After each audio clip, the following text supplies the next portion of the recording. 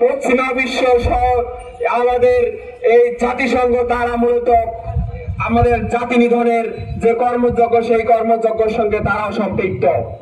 সংগ্রামী উপস্থিতি, আমরা সর্বশেষ যেটা লক্ষ্য করলাম যে ত্রাণবাহী যে বহর, সেই বহরে হামলার মধ্য দিয়ে এটি প্রমাণিত হয়েছে যে এই পৃথিবীর মধ্যে ইসরায়েল নামক এই সন্ত্রাসী গোষ্ঠীর এই সন্ত্রাসী রাষ্ট্রটির থাকার আর কোনো অধিকার নাই।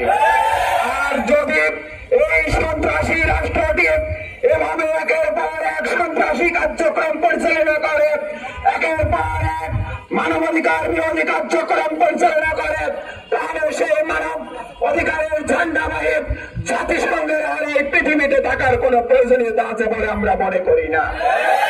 এজন্য আমরা অনুরোধ করব জাতিসংঘকে এবং বিশ্বের যে সংস্থাগুলো আছে, আপনারা দ্রুত ইসরায়েলের যে লাগাম টেনে ধরুন, অন্যথবা পৃথিবীর সমগ্র মুসলিম বিশ্ব একতাবদ্ধ হয়ে যেদিন দাঁড়াবে সেদিন আপনাদের আর কোন অস্তিত্ব থাকবে না। আমরা বিশ্ব যে মুসলিম উম্মাহ তাদেরকে আহ্বান করতে চাই, আপনারা সেই প্রেসিডেন্ট মোহাম্মদ মুরসির মতো দাঁড়িয়ে যান।